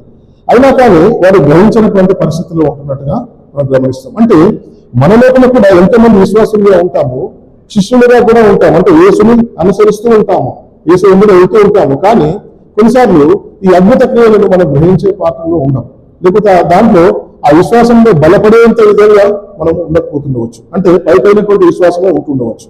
కనుక ఒకసారి దాన్ని గమనించుకోవాలి. తర్వాత వచనానికి మనం వెళ్దాం. అక్కడి నుంచి 13వ వచనం. శిష్యులు ప్రభువ అతను నిద్రించిన వల్ల బాధపడిందని చెప్పి యేసు అతని మరణంను గూర్చి ఆ మాట చెప్పింది, కానీ వారు ఆయన నిద్ర విశ్రాంతిని గూర్చి చెప్పని అనుకుండ్రి. కావున యేసు లాజరు చనిపోయిను, మీరు నమ్మునట్లు నేను అక్కడ ఉండలేదని మీ నిమిత్తము సంతోషించుచున్నాను. అయినను మనం అతని యొద్దకు వెలుగం రండని స్పష్టంగా వారితో చెప్పాను. అంటే ఇక్కడ వాళ్ళు గ్రహించలేని స్థితిలో ఉన్నారు కాబట్టి యేసుక్రీస్తు ప్రభు వారు క్లియర్ గా చెప్తున్నారు ఏంటంటే ఇంకా మీరు గ్రహించే పరిస్థితులు లేరు కాబట్టి మనమే అక్కడి నుంచి వెళ్దాం. ఎందుకంటే అక్కడ ఒక అద్భుత క్రియ జరగబోతుంది. ఒక అద్భుత క్రియ ఏదైతే ఉంటుందో, ఎంత కష్టతరంగా ఉంటుందో అంత గొప్ప మహిమ దేవునికి దొరుకుతుంది. చాలా మటుకు మీరు గమనించండి, అద్భుత క్రియ ఎంత సింపుల్ గా ఉందనుకోండి, దాని గురించి ఎక్కువగా మాట్లాడడం. ఫర్ ఎగ్జాంపుల్, సీమోను యొక్క అత్తకి జ్వరం వచ్చినట్టుగా మనం గమనిస్తాం. ఒక బైబిల్లో ఒక దగ్గర వాక్యం ఉంటుంది. యేసు ప్రభు అతన్ని ఆమెను బాగు చేసినట్టుగా ఉంటుంది. ఎన్ని ప్రసంగాల్లో మనం దాని గురించి మాట్లాడుకుంటాం? ఎందుకంటే మనకు పెద్ద అద్భుత క్రియలే కావాలి. చిన్న చిన్న అయితే మనకు అంత విశ్వాసం బలపడదు. జ్వరాలు బాగు చేయడాలు, ఇంక ఇట్లా చిన్న చిన్న అద్భుత కార్యాలు ఉంటే మనకు అంత అద్భుతంగా అనిపించదు. ఓకే, చనిపోయిన వారిని లేపాలి, గుడ్డి వారిని బాగు చేయాలి, కుంటి వారిని నడవాలి, ఇంత పెద్ద అద్భుత క్రియ అంటే ఏంటంటే మన విశ్వాసంలో కొన్ని మన దేవుడు మన జీవితంలో ఎన్నో అద్భుత కార్యాలు చేస్తాడు. కొన్ని చిన్నవి ఉంటాయి, కొన్ని పెద్దవి ఉంటాయి. కానీ మన విశ్వాసం ఎప్పుడు బలపడుతుంది? మన విశ్వాసం ఎప్పుడు సన్నగిలుతుంది? పెద్ద కష్టం వచ్చినప్పుడు సన్నగిలుతుంది, లేదా పెద్ద అద్భుత క్రియ జరిగితేనే విశ్వాసం అనేది అద్భుతంగా పెరుగుతుంది. అలా కాకుండా మన జీవితంలో ప్రతి దినం మనం ఏదో జీవించి ఉన్నామంటే దేవుని కృపనే ఉన్నాం. దానికి మన కృతజ్ఞతాస్తుతులు చెల్లించి దానికి అనుగుణంగా నడుచుకునేటువంటి వారంగా ఉండాలి. ఇక్కడ పాత నిబంధన గ్రంథంలో ఒక అద్భుత కార్యాల గురించి మనం తెలుసుకునే ప్రయత్నం చేద్దాం. ఇక్కడ మొదటి రాజులు 18వ అధ్యాయం 33 నుంచి 35 వరకు.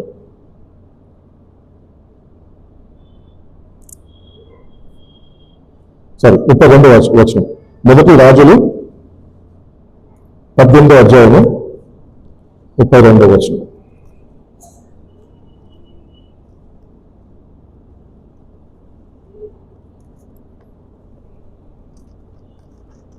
ఇక్కడ దీని కాంటెక్స్ట్ ఏంటంటే, బయలుదేవత ప్రవక్తలు ఉన్నారు. ఆ టైంలో యెజబెలు రాణి యెహోవా దేవునికి సంబంధించినటువంటి ప్రవక్తలందరినీ చంపిస్తున్నటువంటి ఈ ప్రస్తావన ఉంది ఇక్కడ. దాన్ని అట్లా అందరూ చంపిస్తున్నప్పుడు ఏలియా ప్రవక్త ఒక్కడే ఇక్కడి నుంచి తప్పించుకొని అక్కడి నుంచి పారిపోతాడు.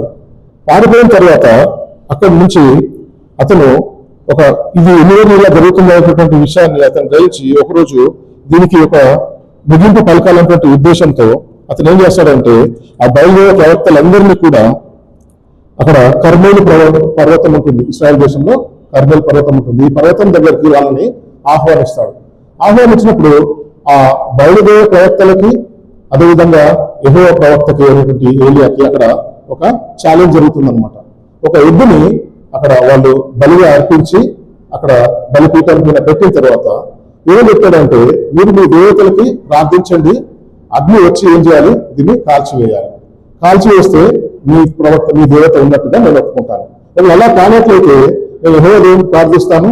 ఎవరి దేవుడైతే అగ్నిని పంపించి ఇక్కడ ఈ బలి పశువుని ఎప్పుడైతే దహించి వేస్తారో అది నిజమైనటువంటి దేవుడిని ఒప్పుకోవాలన్నటువంటి విషయాన్ని ఉంటుంది అనమాట.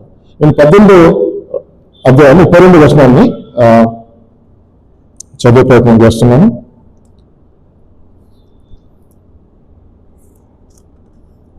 ఆ రాళ్ల చేత యెహోవా నామమున ఒక బలిపీఠము కట్టించి దాని చుట్టూ 2 మాణికల గింజలు పట్టునంతగా లోతుగా కందకం ఒకటి తవ్వించి కట్టెలను క్రమముగా పేర్చి ఎద్దును తునకలుగా కోసి ఆ కట్టెల మీద ఉంచి జనులు చూచుచుండగా మీరు 4 తొట్ల నీళ్లు నింపి దహన బలి పశువు మాంసం మీద కట్టెల మీద పోయుడని చెప్పెను. అదైన తర్వాత 2వ మార ఆ ప్రకారమే చేయడని చెప్పగా వారు 2వ మార అలాగే చేసిరి. 3వ మార అలాగే చేయడనగా వారు 3వ మార అలాగే చేసిరి. ఆ నీళ్లు బలిపీఠము చుట్టూ పొరి పారెను, మరియు అతడు కందకంను నీళ్లతో నింపెను. ఇక్కడ మీరు గమనించినట్టయితే ఇక్కడ వాళ్ళు ఏం చేస్తారు, అప్పటి వరకు ఏం చేస్తారు, ఎద్దును మాత్రమే కోసి ఆ బలిపీఠం పైన పెట్టారు, ప్రార్థించమని బయలుదేరే ప్రవక్తలకు చెప్పారు. కానీ ఇక్కడ ఏం చేస్తున్నారంటే, ఎప్పుడైతే ఏలియా ప్రవక్త యొక్క టైం వచ్చిందో, అతని వంతు వచ్చిందో, అతను ఏం చేస్తున్నాడంటే ఈ జరగబోయేటువంటి అద్భుతాన్ని మరింత కష్టతరం చేస్తున్నాడు. అంటే మామూలుగా ఉన్నటువంటి దహన బలిని ఒకవేళ మంట అంటితే ఈజీగా అంటుకోవచ్చేమో, కానీ 3 సార్లు నీళ్ళతో తడిపినటువంటి వస్తువు ఏదైతే ఉందో అది మంట అంతా ఈజీగా అంటుకోదు.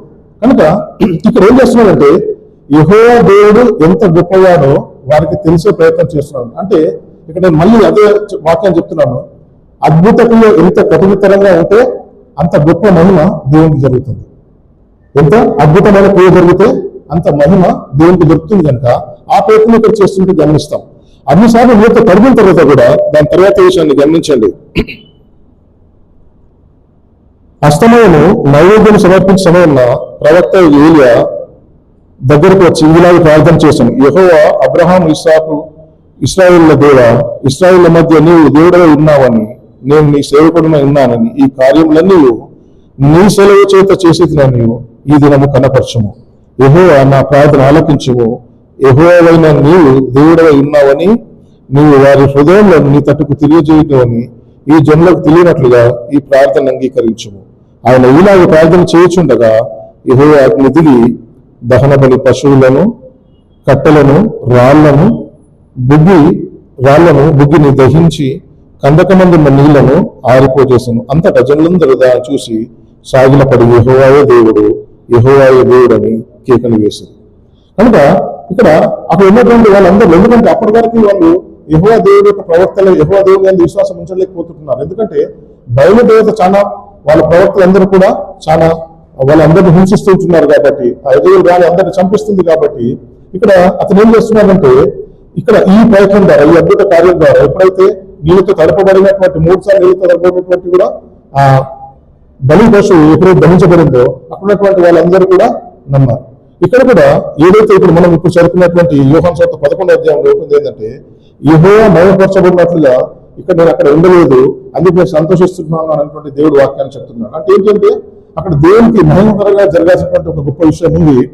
ఆ విషయం కొరకై ఇక్కడ లేట్ అవుతుంది అనేటువంటి విషయాన్ని ఇక్కడ గ్రహిస్తాం. ఎందుకంటే ఇక్కడ చెప్పినప్పుడు ఏంటంటే, ఎప్పుడైతే లాజరు రోగి ఉన్నాడని తెలిసిందో అక్కడి నుంచి ఇమ్మీడియట్ గా బయలుదేరి రాకుండా ఇంకొక 2 రోజులు అక్కడే ఉన్నాడు. ఆయన ఉన్న తర్వాత అప్పుడు అక్కడి నుంచి బయలుదేరి వచ్చాడు. కనుక అంటే ఏంటి, అతను లేట్ చేస్తున్నాడు. యేసు ప్రభు వారు కావాల్సిన తెలిసి ఏంటంటే ఇది లాజరు ఇతని మరణం గురించి రాలేదు, ఇది దేవుని యొక్క మహిమ గురించి వచ్చిందన్నటువంటి విషయాన్ని చెప్పినాడు. అంటే ఇది అక్కడ గొప్ప అద్భుత క్రియమైనటువంటి జరగాలన్నటువంటి విషయాన్ని మనం గ్రహించాలి. అక్కడ తర్వాత విషయం నేను వెళ్దాము. యోహాను సువార్తకు మళ్ళీ వస్తున్నాను నేను. ఆ యోహాను సువార్త 11వ అధ్యాయం 17వ వచనం. యేసు వచ్చి అదేవరకు అతడు 4 దినములు సమాధిలో ఉండదని తెలుసుకొని బేతనియ యెరూషలేమునకు సమీపమై ఉండెను. దానికి ఇంచుమించు కోసెడు దూరం. కనుక యూదులు అనేకులు వారి సహోదరుని గూర్చి మార్తను మరియు నోదార్చుటకై వారి యొద్దకు వచ్చి ఉండదు. మార్త యేసు వచ్చున్నాడని విని అతను ఎదుర్కొని వెళ్ళను గాని మరియు ఇంటిలో కూర్చుండాను. మార్త యేసుతో, ప్రభువా, నీవు ఇక్కడ ఉండిన యెడల నా సహోదరుడు చావకుండును. ఇప్పుడైనా నీవు దేవుని ఏమడిగినను దేవుడు నీకు అనుగ్రహించడం నేను ఎరుగుదును అన్నాడు. ఇక్కడ మార్త వారి యొక్క సంభాషణను మనం గ్రహిస్తాం. మొదటిది మనం గ్రహించింది యేసు ప్రభు శిష్యుల మధ్య జరిగినటువంటి సంభాషణ. యేసు ప్రభు శిష్యులతో చెప్తున్నాడు, అతను ఇది గొప్ప కార్యం, దేవునికి గొప్ప జరగాలి కాబట్టి ఇతను మరణించడానికి చెప్పారు. వాళ్ళు గ్రహించలేకపోయారు. అయినా సరే అతన్ని వాళ్ళు గ్రహించినట్లుగా అక్కడి నుండి ఇక్కడికి వచ్చాడు. ఇతను వచ్చేసరికి యేసు ప్రభు గారు ఈ బేతనియా అనే గ్రామానికి వచ్చేసరికి 4 రోజుల సమయం పట్టినట్టు గమనిస్తాం. ఎందుకంటే ఇక్కడ మీరు గమనించండి, యేసు ప్రభు జరిగిన ఈ సంగతి విన్నప్పుడు అక్కడ ఇంకొక 2 రోజులు ఉన్నాడు. అంటే అక్కడ ఒక 2 రోజులు జరిగిపోయింది. ఇక్కడ నుంచి మరియా మార్త వాళ్ళు పంపించినటువంటి మెసెంజర్స్ ఎవరైతే ఉన్నారో, ఆ దూతలు ఎవరైతే ఉన్నారో, ఆ సమాచారం తీసుకుని వెళ్ళడానికి 1 రోజు పట్టింది. యేసు ప్రభు గారు అక్కడి నుంచి మళ్ళీ ఇక్కడికి రానికి ఇంకొక రోజు పడుతుంది. అంటే దాదాపు 4 రోజులుగా అక్కడ జరిగినట్టుగా గమనించాలి. అయితే ఇక 4 రోజులు ఎందుకు జరిగింది అనే విషయాన్ని కొంత నేను తెలుసుకునే ప్రయత్నం చేశాను ఇక్కడ. అంటే ఇది బైబిల్లో లేదు, నేను ఇంటర్నెట్లో చూసినటువంటి విషయం కాబట్టి బైబిల్లో ఉంది అనే విషయాన్ని నేను చెప్పదలుచుకోలేదు. ఇక్కడ యూదులలో ఒక ఆచారం ఉంది. మొదటి శతాబ్దంలో యూదులలో ఒక ఆచారం ఉంది. ఏంటంటే ఎవరైనా ఒక మనిషి చనిపోతే అతని యొక్క ఆత్మ అక్కడే ఒక 3 రోజుల పాటు తిరిగి ఉంటుంది, అక్కడే ఉండి తిరిగి శరీరంలో ప్రవేశించే ప్రయత్నం చేస్తుందని వాళ్ళు నమ్ముతూ ఉంటారు అన్నమాట. కనుక యేసు ప్రభు 3 రోజుల తర్వాత లేచాడు. మీరు గమనిస్తే అంటే ఏంటి, 3 రోజుల తర్వాత శరీరం అనేది కుళ్ళిపోతుంది జనరల్. తర్వాత లేస్తున్నాం అనేది ఏంటంటే అది ఆచారానికి అగేన్స్ట్ గా ఉంటుంది అనమాట. అంటే ఇది ఇంకా ఎటువంటి విశ్వాసమైనప్పటికీ ఇంకా అట్లాంటిది కాలేదు. ఇప్పుడు మీరు ఎప్పుడైతే మనం ఈ పేపర్లో చాలాసార్లు గ్రహిస్తాం ఏంటంటే, ఒక వ్యక్తి చనిపోయాడని హాస్పిటల్ డిక్లేర్ చేశారు. అతన్ని తీసుకొని వెళ్తున్నప్పుడు అతను తిరిగి లేచినట్టుగా, లేదా చితిపోయిన పండుగ పెట్టిన తర్వాత లేచినట్టుగా మనం కొన్ని గ్రహిస్తాం. అంటే ఏంటంటే ఆ వ్యక్తి కోమాలో ఉండొచ్చు, లేదా చనిపోకపోవచ్చు. ఇప్పుడు వచ్చేసి లేదా చనిపోయిన లేచాడు అంటే మనం ఎంతమంది నమ్ముతాం? ఎవరైనా నమ్మం. ఎందుకంటే చనిపోవడం లేవడం అనేది అంత సాధారణమైన విషయం కాదు, ఎవరు నమ్మం. కానీ ఆ రోజుల్లో కూడా వాళ్ళు నమ్మకపోయి ఉండొచ్చు. కనుకనే ఇక్కడ 4 రోజుల తర్వాత అంటే ఇది అక్కడ ఆ శరీరం అనేది ఏదైతే ఉందో ఆ కుళ్ళిపోయేటువంటి స్థితిలోకి బయలుదేరుతుంది. అక్కడి నుంచి అది తిరిగి రావడం అనేది జరగదు ఇంకా. కనుక యేసు ప్రభు గారు 4 రోజుల తర్వాతనే ఈ అద్భుత క్రియ జరిగించడానికి కూడా అందులో విశ్వాసాన్ని నమ్మడానికి ఇది ఒక బలమైనటువంటి కారణంగా మనం అనుకోవచ్చు. ఇప్పుడు ఏదైతే యాయీరు కుమార్తె ఉంది, యేసు ప్రభు అతను అనారోగ్యంతో ఉన్నారు అని చెప్పడానికి ఒక వ్యక్తిని బయలుదేరి అతని దగ్గరకు వస్తారు, అప్పుడు చనిపోతుంది. మరి ఇంకొక వ్యక్తి చెప్తారు ఏంటంటే ఆ అమ్మాయి చనిపోయిందన్నటువంటి విషయాన్ని చెప్తారు. కనుక యేసు ప్రభు గారు అక్కడి నుంచి వచ్చినప్పుడు ఆ అమ్మాయి బతికి ఇవ్వడం జరుగుతుంది. కానీ అక్కడ బీజ ఏమనుకోవచ్చు, మళ్ళీ అనుకోవచ్చు, చనిపోలేదేమో, కోమాలో కలిగి ఉండొచ్చు కనుక ఇప్పుడు మళ్ళీ బతికి వచ్చిందని అనుకోవచ్చు. కనుక ఇలాంటి కొంత అపనమ్మకం ఉంటుంది. కాబట్టి ఈ అద్భుత క్రియలో దేవుడు తెలిసి కూడా ఇంకొక 2 రోజులు అక్కడే ఉండడం జరిగింది అక్కడ. ఎందుకంటే అక్కడ వేరే రోజులు ఇక్కడ ఏం బైబిల్ రాసలేదు ఏమని, ఎందుకు 2 రోజులు ఉన్నారని. కానీ క్లియర్ ఒక రాసిన విషయం ఏంటంటే అతను తెలిసినాక కూడా ఇంకొక 2 రోజులు అక్కడే ఉండి ఇక్కడికి రావడం జరిగింది. అంటే ఎంత లేట్ అయితే అంత గొప్ప మహిమ అన్నది అక్కడ జరగబడుతుంది. ఎందుకంటే యేసుక్రీస్తు ప్రభువు వారే తన సొంత మాటల్లోనే అక్కడ చెప్పినటువంటి విషయాన్ని మనము గ్రహించాలి. మళ్ళీ నేను చదువుతున్నాను 4వ వచనంలో, యేసు అది విని, ఈ వ్యాధి మరణము కొరకు వచ్చినది కాదు గాని దేవుని కుమారుడు దాని వలన మహిమపరచబడినట్లు దేవుని మహిమ కొరకు వచ్చినదని. కనుక ఇదైతే మన దగ్గర విషయమే. ఎందుకంటే యేసు ప్రభు గారు తన సొంత మాటల్లో చెప్పినటువంటి విషయం కాబట్టి మనం దీన్ని విశ్వసించవచ్చు. కనుక యేసు ప్రభు గారు ఇక్కడి దాకా వచ్చారు. ఇవి వచ్చిన తర్వాత మళ్ళీ ఏమంటున్నారు అంటే, ప్రభు నువ్వు ఇక్కడ ఉండి ఉంటే నా తమ్ముడు చనిపోయిపోయేవాడు. ఇక్కడ మరియా మార్త లాజరు యొక్క కుటుంబాన్ని మనం గ్రహించినట్టయితే వీరు యేసు ప్రభు ఎప్పుడైనా సరే ఈ బేతనియా గ్రామానికి వచ్చినప్పుడు వీరి ఇంట్లో ఉన్నట్టుగా మనం గ్రహిస్తాం. అంటే ఇతనికి ఈ కుటుంబానికి యేసు ప్రభుతో మంచి సాన్నిహిత్యం ఉంది. అంటే ఇక్కడ ఒక చాలా ఫేమస్ పాస్టర్ ఉన్నారనుకోండి, ఇక్కడ ప్రసంగికులు ఉన్నారనుకోండి, ఆయన హైదరాబాద్ గుండా వెళ్తున్నప్పుడు మీ ఇంటికి వచ్చి ఉంటున్నారు అనుకోండి, అతని వాక్యంలో మనకు కూడా విశ్వాసం బాగానే ఉంటుంది. అందుకని అతను మన ఇంటికి ఆహ్వానిస్తాం. కనుక యేసు ప్రభువుని దగ్గరగా చూసి ఉన్నప్పటికీ మళ్ళీ ఏముంటుందనంటే, మీరు ఇక్కడ ఉండుంటే నా బ్రదర్ అంటే నా సహోదరుడు చనిపోకపోయేవాడు అనేటువంటి విషయాన్ని ఆమె ఒక క్లియర్గా చెప్తుంది. అంటే ఏంటంటే ఇక్కడ ఒక విశ్వాసం కనబడుతుంది, కొంత అవిశ్వాసం కూడా కనబడుతుంది. అంటే ఎవరికైనా ఏం చెప్తుంది ఏంటంటే, నా ఇక్కడ ఉంటే చనిపోతాడు. అంటే ఏంటంటే నీ మీద నాకు ఒక గొప్ప విశ్వాసం ఏముందంటే, నువ్వు ఆ 2 రోజుల ముందే వచ్చి ఉంటే నా తమ్ముడు బతికేవాడు అనేటువంటి విషయాన్ని చెప్తుంది. అంటే ఈ ముందైతే ఏం చెప్తుందంటే, ఇంకా ఇప్పుడు నువ్వు ఏం చేయలేదు అనేటువంటి విషయాన్ని చెప్తుంది. ఒకళ్ళు బతికేవాడు అంటే ఇప్పుడు బతికించలేదు అనేటటువంటి విషయాన్ని ఇండైరెక్ట్గా చెప్తున్నారు. అంటే మనం కూడా ఇలా దేవునితో ఉంటూ కొన్ని లాభాలు పొందుకొని కొంత విశ్వాసంలో ఉన్నప్పటికీ కూడా, అంటే యేసు ప్రభువుకి సపర్యం చేసిన వాళ్ళలో ఈయన కూడా ఉంది. ఓకే, అట్లాంటి మార్త ఏమంటుందంటే, నువ్వు ఇక్కడ ఉంటే నా సహోదరుడు చనిపోకపోయేవాడు అనేటువంటి విషయాన్ని చెప్తుంది. అంటే ఇక్కడ ఏంటంటే ఆమె ఎంత అద్భుతాలు చూసినప్పటికీ ఒకనొక సమయంలో తను బలహీనంగా ఉంటుంది. మన జీవితంలో కూడా ఏంటంటే ఎప్పుడైతే బలహీనమైన స్థితి సటస్థిస్తుందో అప్పుడు మన విశ్వాసం అనేది సన్నగిలుతుంది. అప్పటి వరకు మనం చూసినటువంటి విశ్వాసము ఏదైతే మనం చాలా నమ్ముకున్నామో అంతకు జరిగినటువంటి మన జీవితంలో గొప్ప క్రియలతో దాన్ని మొత్తంగా మర్చిపోయేసి ఈ జరుగుతుందో జరగలేదు ఒక అవిశ్వాసం మనలో కూడా పేరుకుపోతుంది అనమాట. తర్వాత వచనంలో గమనిద్దాం ఏం జరిగిందనేది.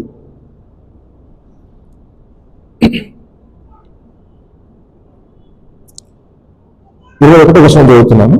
మార్త యేసుతో, ప్రభువా నీవు ఇక్కడ ఉండడం నా సహోదరుడు చావకుండాను, ఇప్పుడైనా నీవు దేవుని ఏమడిగినను దేవుని నీకు అనుగ్రహించడం నేను అడుగుదును.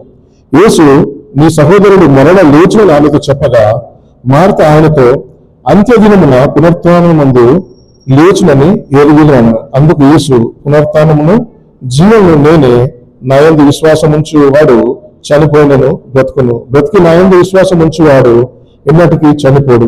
ఈ మాట నమ్ముచున్నావా అని ఆమెను అడిగాను. ఆమె, అవును ప్రభువా, నీవు ఈ లోకంలోకి రావలసిన దేవుని కుమారుడైన క్రీస్తుని నమ్ముచున్నానని ఆయనతో చెప్పింది. కనుక ఆమె మీరు గమనించండి, అంటే వాక్యంలో ఎంత బలంగా ఉంటే ఈ వాక్యాలన్నా నెట్టుకుంటే పునరుత్థానమైనటువంటి విషయాన్ని ఆమె నమ్ముతూ ఉంటుంది. యేసు దేవుడు అయినటువంటి తండ్రి అయినటువంటి దేవుడు ఏది అడిగినా సరే నీకు అనుగ్రహిస్తానటువంటి విషయాన్ని కూడా ఆమె చెప్తుంది. కనుక ఇంత విశ్వాసం ఉన్నటువంటి మార్త కూడా ఆ పరిస్థితుల్లో కొంత బలహీనంగా ప్రవర్తించినట్టుగా మనం గమనిస్తాం. ఇదే విధంగా ఇక తర్వాత వచనంలో గమనిస్తాం 28వ వచనం. ఆమె ఈ మాట చెప్పి వెళ్ళి బోధకుడు వచ్చి నేను పిలుచున్నాడని తన సహోదరి అయిన మరియను రహస్యంగా పిలిచెను. ఆమె విని త్వరగా లేచి ఆయన వద్దకు వచ్చును. యేసు ఇంకనూ ఆ గ్రామంలో రాక మార్తను కలుసుకున్న చోటనే ఉండెను కనుక ఇంటిలో మరియతో కూడా ఉండి ఆమెను ఓదార్చుండిన యూదులు మరియు త్వరగా లేచి వెనుక చూచి ఆమె సమాధి వద్ద ఏడ్చుటకు అక్కడికి వెళ్ళాలనుకుని ఆమె వెంట వెళ్ళారు. అంతటా మరియ యేసు ఉన్న చోటికి వచ్చి ఆయనను చూసి ఆయన పాదముల మీద పడి, ప్రభువా, నీవు ఇక్కడ ఉండిన యెడల నా సహోదరుడు చావకుండునను. ఆమె ఏడ్చుటయు ఆమెతో కూడా వచ్చిన ఈ యూదులు ఏడ్చుటయు చూచి యేసు కలవరపడి ఆత్మలో మూలుగుచ్చు ఆయన ఎక్కడ ఉంచినని అడగగా వారు ప్రభువా వచ్చి చూడమని ఆయనతో చెప్పింది. ఇక్కడ ఈ జరిగినటువంటి ప్యాసేజ్ జాగ్రత్తగా గమనించండి. ఇంతకుముందు నేను అడిగాను, ఇక్కడ కొంతమంది మరియలాగా ఉండొచ్చు, కొంతమంది మార్తలాగా ఉండొచ్చు అంటే, చాలా మంది మనలో నేను మరియలాగా ఉంటానని పోల్చుకుంటుండవచ్చు. ఎందుకంటే ప్రభు పాదాలు చెంత ఉండి వాక్యం ఉన్నట్టుగా ఇంతకుముందు మనం గ్రహిస్తాం. కానీ ఇక్కడికి వచ్చిన తర్వాత కూడా అంటే ఇది మార్తలను అనేకమైన పనులు పెట్టుకొని ఆ వంట కార్యక్రమంలో ఉన్నట్టుగా ఇంతకుముందు మనం చూస్తాము. అప్పుడు వచ్చి ప్రభు మరి మరియని నా మీద నాకు చింత లేదా, మరియ నాకు పని దగ్గరికి హెల్ప్ చేయడానికి పంపించని అడిగినప్పుడు మరియ ఉత్తమమైన ఎంచుకుంది కనుక అది ఆమె తీసేయలేదని చెప్తాడు. కనుక అంటే ఒక గొప్ప విషయాన్ని, గొప్ప సాక్ష్యాన్ని యేసు ప్రభు మరియ గురించి చెప్పాడు. అంటే ప్రభువే సాక్ష్యం చెప్పేంత విశ్వాసం కలిగినటువంటి వ్యక్తి మరియ. అంత విశ్వాసం కలిగినటువంటి మరియ కూడా ఈ స్థితికి వచ్చింది. అంటే తన సొంత సహోదరుడు ఎప్పుడైతే చనిపోతాడో మార్తలని ప్రవర్తిస్తున్నట్టుగా గమనిస్తాం. ప్రభువా, నీకు ఉన్న నా సహోదరుడు మరణించడం అనేటువంటి విషయాన్ని చెప్తున్నాం. అంటే కొన్నిసార్లు ఎంత విశ్వాసంలో ఉన్నప్పటికీ ఇట్లాంటి విషయాల్లో మనం పడిపోతున్నట్టుగా గమనిస్తాం. కనుక ఇక్కడ మనం గమనించాల్సిన విషయం ఏంటంటే, ఆమె ఏడవడం, ఆమెతో కొన్ని ఈదులు ఏడవడం కూడా యేసు చూచి కలవరపడి ఆత్మలో మూలుగుచ్చు అన్నాడు. అంటే ఈ వాక్యాన్ని జాగ్రత్తగా గమనించడం ఏంటంటే, యేసు ప్రభువుకి ఈ వాక్యం, ఈ విషయం ఏదైతే సంఘటన ఏదైతుందో చాలా బాధ కలిగించింది. అతను మనసులో బాధపడుతూ ఉంటున్నాడు. అది ఎందుకంటే ఇంత దగ్గరగా నన్ను చూసి ఇంత విశ్వాసత కలిగినటువంటి ప్రజలు కూడా నన్ను నమ్మలేకపోతున్నారు. మరియు మార్త నమ్మలేదంటే తను ఏ లోకమైనటువంటి విషయాల్లో తను ధ్యాస పెట్టుకుంది కాబట్టి అలా చేయకపోవచ్చు అనుకోవచ్చు. కానీ మరియలో కూడా అక్కడికి వచ్చి అదే విషయం అన్నది. మార్త అన్నప్పుడు అతను ఆత్మలో బాధపడలేదు, మరియు అన్నప్పుడు అక్కడ ఆత్మలో బాధపడ్డట్టుగా మనం గమనిస్తున్నాం. అంటే మనం చేసే ప్రయత్నాలు, మనం చేసే క్రియలు దేవుని కూడా బాధపరుస్తాయి కొన్నిసార్లు. కనుక మనం ఏ విధంగా ఆలోచించాలి, మనం ఏ విధంగా ఆత్మలో బలంగా ఉండాలి, విశ్వాసంలో బలపడాలనేది ఇది మనకు ప్రత్యేకంగా తెలియజేస్తున్నటువంటి విషయం. కనుక దయచేసి మనం ఏం చేయాలంటే, మనకు జీవితం చేసినటువంటి గొప్ప క్రియలు ఎప్పుడు తలపోసుకోవాలి. మనం ఏ కష్టంలో ఉన్నా సరే ఆ ఒక్కసారి ఆ గొప్ప క్రియలు మనం తలుచుకున్నప్పుడు మన యొక్క విశ్వాసం అనేది పడిపోకుండా ఉండవచ్చు, జాగ్రత్త ప్రయత్నం చేయవచ్చు. కనుక దాన్ని జాగ్రత్తగా చూసుకునే ప్రయత్నం చేయాలని దీని ద్వారా మనం హెచ్చరింపబడుతున్నాం. తర్వాత వాక్యం వెళ్దాము. 34వ వచనం. వారు ప్రభువా వచ్చి చూడమని ఆయనతో చెప్పిరి. యేసు కన్నీళ్లు విడిచెను కాబట్టి యూదులు అతనిని ఏలాగా ప్రేమించనో చూడని చెప్పుకొనిది. వారిలో కొందరు ఆ గుడ్డివాని కన్నులు తెరిచిన ఈయన ఇతని చావకుండా చేయలేదా అని చెప్పిరి. యేసు మరణతరంలో మూలుగుచు సమాధి యుద్ధకు వచ్చాను. ఇక్కడ ఇంకో కొత్త క్యారెక్టర్స్ వచ్చినాయి. అంటే ఇది అక్కడ చూస్తున్నటువంటి వాళ్ళందరూ కూడా, అంటే అప్పటి వరకు యేసు ప్రభు వారు యూదయ ప్రాంతంలో, నజరేతు ప్రాంతంలో, అక్కడ ఉన్నటువంటి ప్రాంతంలో అన్నింటిలో కపెర్నహూము దగ్గరంతా కూడా ఎన్నో అద్భుత క్రియలు చేశారు.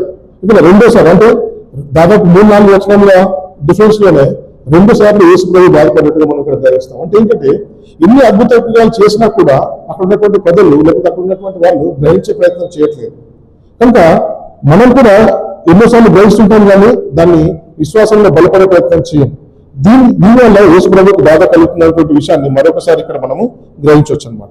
ఇది జరిగిన తర్వాత యేసు ప్రభు ఆ సమాధి దగ్గరికి వచ్చాడు. వచ్చిన తర్వాత ఇది ఇక్కడ ఏం జరిగిందనేది, ఇది మన మాట్లాడుకునేటువంటి విషయంలో ఇది ముఖ్యమైనటువంటి ఘటన, చివరిది. దీంట్లో మనము ఏ విధంగా ఆలోచించాలి, ఏ విధంగా ఉంటే యేసు ప్రభువుకి అది మనము మెచ్చుకునే విధంగా ఉంటుందనేటువంటి విషయాన్ని మనము గ్రహించాలి.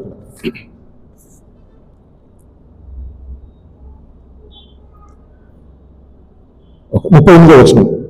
యేసు మరలా తనలో 3 సమాధి వద్దకు వచ్చెను. అది ఒక గుహ, దాని మీద ఒక రాయి పెట్టి ఉండెను. యేసు రాయి తీసివేయడని చెప్పగా చనిపోయిన వాని సహోదరి అయిన మార్త, ప్రభువా, అతడు చనిపోయి 4 దినములైనది కనుక ఇప్పటికి వాసన కొట్టునని ఆయనతో చెప్పాను. అందుకు యేసు, నీవు నమ్మిన వరల దేవుని వలన చూతు అని నీతో చెప్పలేదా అని ఆమెతో అనను. అంతటా వారు రాయి తీసివేసిరి. యేసు కన్నును పైకెత్తి, తండ్రి, నీవు నా మనవి వినినందున నీకు కృతజ్ఞతాస్తుతులు చెల్లించుచున్నాను. నీవు ఎల్లప్పుడూ నా మనవి వినిచున్నావని నేను ఎరుగుదును. గాని నీవు నన్ను పంపితువని చుట్టూ నిలిచిన్న ఈ జనసమూహం నమ్మునట్లు వారి నిమిత్తమై ఈ మాట చెప్పుతున్నాను.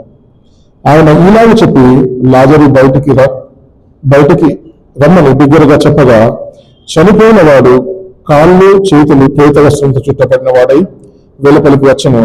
అతని ముఖమునకు రుమాలు కట్టి ఉండెను. అంతటా యేసు, మీరు అతని కట్లు విప్పి పోనీయుడని వారితో చెప్పెను. ఇక్కడ ఇది 3వ సంఘటన. యేసు ప్రభు వారు ఏం చేస్తున్నారంటే, ఆ సమాధి దగ్గరకు వచ్చిన తర్వాత అక్కడ ఉన్నటువంటి వారితో చెప్తున్నాడు, అక్కడ ఉన్నటువంటి ఆ రాయిని, ఆ సమాధికి అడ్డుగా ఉన్నటువంటి రాయిని తీసివేయడానికి విషయాన్ని చెప్తుంటున్నాడు. ఈ రాయిని తీసివేయనప్పుడు ఇప్పటి వరకు మనము గమనిస్తే, మీరు మళ్ళీ ఒకసారి వీలైనప్పుడు ఇంటికి వెళ్ళినప్పుడు ఒకసారి మళ్ళీ చదవండి. ఈ అడ్డు బండను తొలగించండి అని చెప్పినప్పుడు మళ్ళీ నాకు అదే విషయం చెప్తుంది. ప్రభు, అతను చనిపోయి 4 రోజులు అయింది కానీ కనుక అతను వాసన వస్తుంది అన్నటువంటి విషయాన్ని చెప్తుంది. అంటే ఏంటంటే, దేవుడు మన జీవితంలో క్రియ చేయడానికి సిద్ధంగా ఉంటాడు. కానీ మన అవిశ్వాసత ఏదైతే ఉందో కొన్నిసార్లు దానికి అడ్డుగా మారే ప్రక్రియ ఉంటుంది. అంటే ఏంటంటే, దేవుడు వచ్చాడు, మీ ముందు నిలబడ్డాడు, ఆయన సమాధి రాయి తీయమంటున్నాడు. యేసుక్రీస్తు ప్రభు వారు వచ్చి మన ముందు నిలబడి ఇక్కడ ఒక అద్భుతం చేయడానికి ఆ రాయి తీయండి అని చెప్తుంటున్నప్పుడు మళ్ళీ ఎంతమంది అట్లాంటి అడ్డంగా మనం చెప్తాము? అంటే ఒకవైపు అనుకోని దేవుని మీద విశ్వాసత ఉంది, మరొక క్షణంలోనే అంటే నెక్స్ట్ మినిట్ లోనే ఆమెకు ఎంత అవిశ్వాసత ఉంది అంటే యేసు ప్రభువుకే అడ్డు చెప్తున్నాం. యేసు ప్రభువుకే అడ్డు చెప్తుంది. ఏమని చెప్తుంది? ఇంకా నువ్వు చేస్తే అక్కడ వాసన వస్తుంది అని చెప్తుంది. అంటే ఏంటంటే, చాలాసార్లు మనం ఏం చేస్తామంటే, మనం చేసే క్రియలు మనకు జరగబోయేటటువంటి ఆ గొప్ప కార్యాలు అడ్డుకుంటాయి. చాలాసార్లు మనం చేసేటువంటి అవిశ్వాస క్రియలు ఏవైతే ఉంటాయో అవే మన అడ్డుకార్యాలు. అందుకే దేవుడు ఏమంటాడంటే, ఈ ప్రార్థనలు నా దగ్గర దాకా రాకుండా ఈ పాపములు అడ్డుపడుతున్నాయో చెప్తుంటాడు. అంటే ఇవి మనం చేసే క్రియలే మనకు అడ్డుగా ఉంటాయి. కనుక మనం ఏం చేయాలంటే, దేవుని మీద పూర్తి విశ్వాసత కలిగి ఉండాలి. ఏదైతే ఏమైతే అన్నాడో ఆయనకు అవిశ్వాసం ఉంది మనసులో. కొంత పాట ఏమైంది, ఏం జరుగుతుందో ఆయనకు కూడా తెలియదు. కానీ ఆయన ఏమంటున్నాడు, యేసు ప్రభుతో కూడా వెళ్దాము, ఆయనతో కూడా చనిపోదాం అంటున్నాడు. అంటే ఒక రకమైనటువంటి దృఢ విశ్వాసం ఆయన కనబడుతుంది, ఒక రకమైనటువంటి కమిట్మెంట్ ఆయన దగ్గర కనబడుతుంది. కానీ మానవకి అంతా తెలుసు, నువ్వు యేసు కుమారుడు నమ్ముకున్నటువంటి వాటిని ముందు వాక్యంలోనే అంటుంది. ఇంత అన్న తర్వాత కూడా నువ్వు ఏది అడిగినా సరే నీ తండ్రి ఇస్తాడు అనే మాట కూడా అంటుంది. ఇక్కడ అన్న తర్వాత మరి ఇక్కడ బండ తీయమన్నప్పుడు మాత్రం ఇమ్యూనిటీ ఏం చెప్తుంది అంటే, అక్కడ వాసన వస్తుందని చెప్తున్నారు.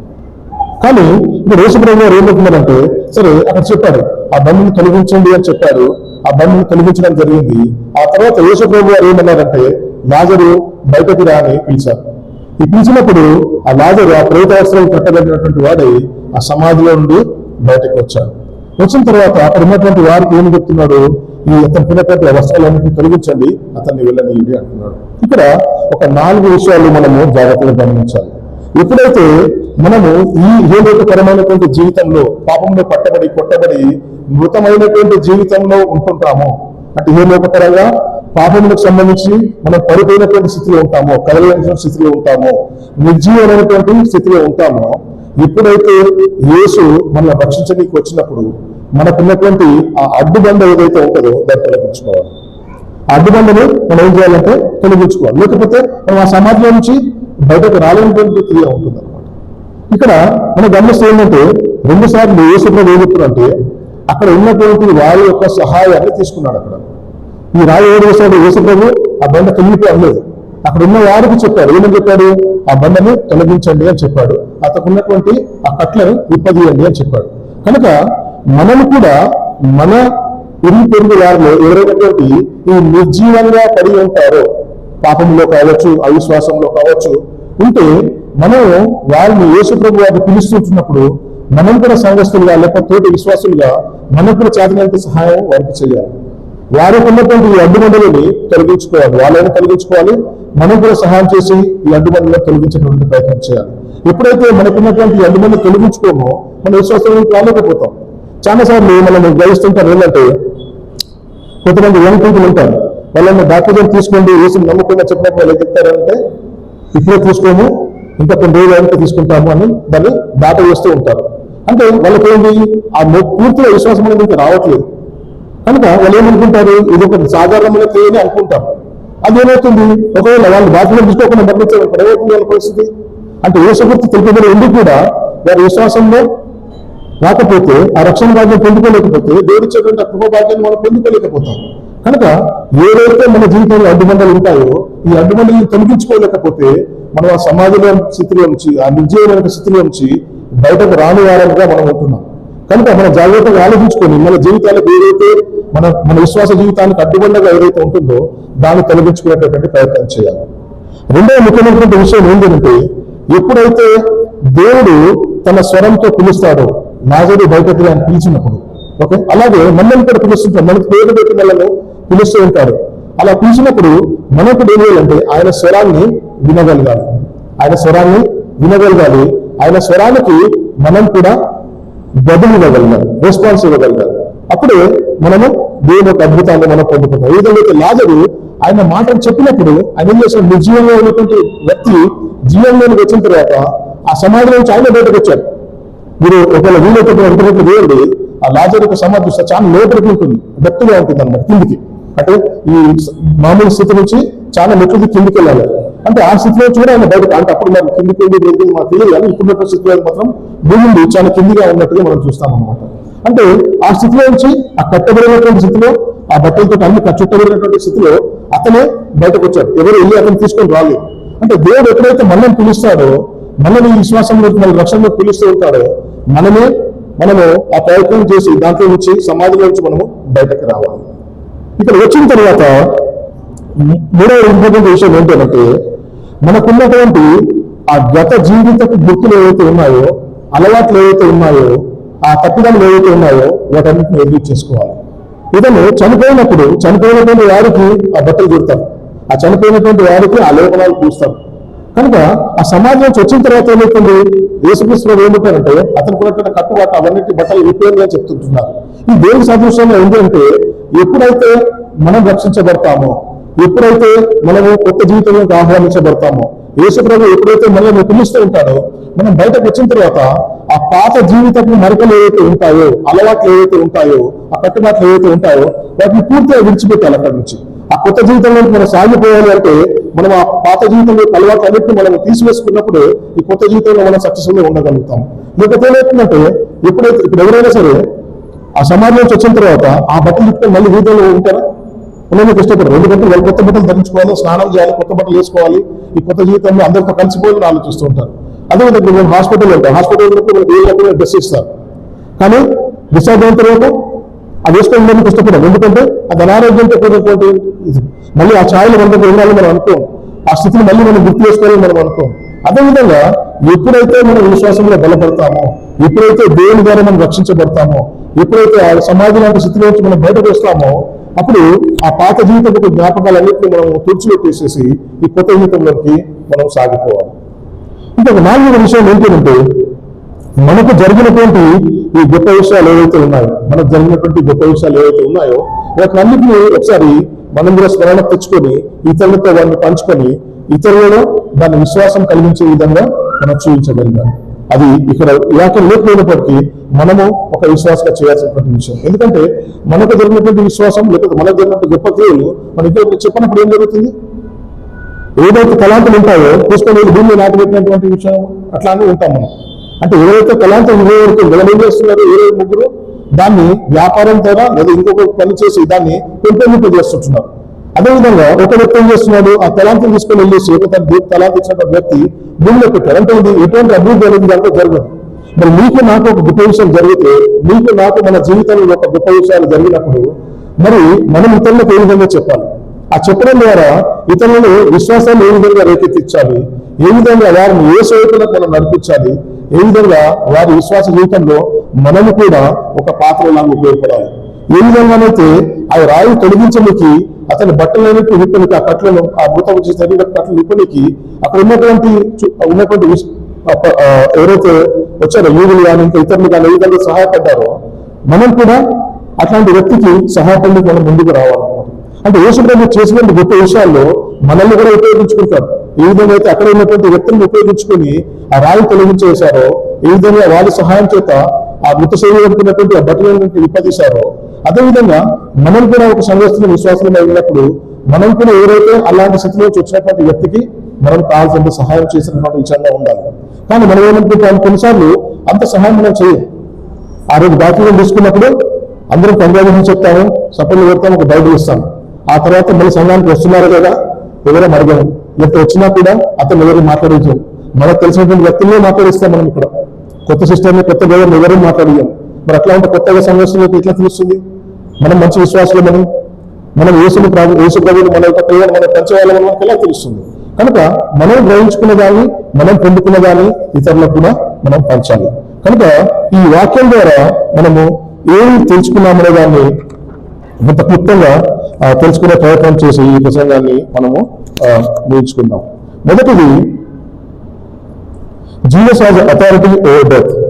యేసు ప్రభు గారికి మరణం పైన ఎలాంటి అధికారం ఉంది అనేటటువంటి విషయాన్ని మనం గ్రహించాలి. అంటే మరణమే అన్నిటికంటే బలీయమైనదని మనం మొదట్లో గ్రహించాం అక్కడ. కానీ మరణాన్ని కూడా జయించి, మరణాన్ని కూడా ఓడించి, జీవం ద్వారా మరణాన్ని లోపరుచుకొని తద్వారా మనకు రక్షణను కలుగజేస్తారనే విషయాన్ని మనం గమనించాలి. ఎందుకంటే యేసు ప్రభు గారు ఏమంటున్నారు, ఆయన్నే పునరుత్థానం మరియు జీవమని 11వ అధ్యాయం 20వ వచనంలో చెప్తున్నాడు. ఆయన ఆలస్యం చేసేది ఏంటంటే మన నాశనాల కొరకైతే కాదు. కొన్నిసార్లు ఆయన అద్భుత క్రియలు ఆలస్యం జరుగుతున్నాయంటే అది మన నాశనానికి కాదు, మనకి ఇంకొక గొప్ప మేలు చేయడానికి, అది దేవునికి మరింత భయంకరంగా వాడబడడానికి ఆ విధంగా ఉంటుందన్న విషయాన్ని మనం గ్రహించాలి. Jesus is the resurrection and the life according to John 11:25. Delays are not denials, they are for the God's greater glory. అంటే దేవునికి గొప్ప మహిమకరంగా ఉండే విధంగా ఈ ఉపయోగపడుతున్న విషయాన్ని మనం గ్రహించాలి. రెండోది ఏంటంటే faith beyond circumstances and Jesus compassion. అంటే కొన్నిసార్లు విశ్వాసము మన పరిధిలో ఉండదు. అంటే మన పరిధిని దాటినటువంటి గొప్ప క్రియలు జరుగుతూ ఉంటాయి. మనకెంత తెలిసేందంటే ఒక గొప్ప క్రియ అంటే మన ఉద్దేశంలో ఒక జ్వరం వచ్చిన వ్యక్తిని బాధపరచడం కావచ్చు, లేకపోతే అతనికి మనం ప్రేయర్ చేయగానే వారికి పెళ్లి అవ్వడం కావచ్చు, ప్రేయర్ చేయగానే ఫారెన్ లో సీట్ రావడం కావచ్చు, ఇంతే ఉండొచ్చు. కానీ మన విశ్వాసం ఇంతకే పరిమితం ఉంటుంది. కానీ మన విశ్వాసాన్ని పరిమితులు ఉండవు. ఎందుకంటే దేవుడు చేసే క్రియలకి పరిమితులు ఉండవు. కాబట్టి మనం కూడా అపరిమితమైనటువంటి విశ్వాసాన్ని కలిగి ఉండాలి. కొన్నిసార్లు మనకు అది చూడడానికి అది విశ్వాసపరంగా అనిపించకపోయినా సరే దేవుని మీద విశ్వాసంతో దాన్ని నమ్మాలి. ఎందుకంటే నీటిలో నడిచి రావడం అనేది నమ్మకమైనటువంటి విషయం, చనిపోయిన వారిని లేపడం అనేది నమ్మశక్యం కానటువంటి విషయం.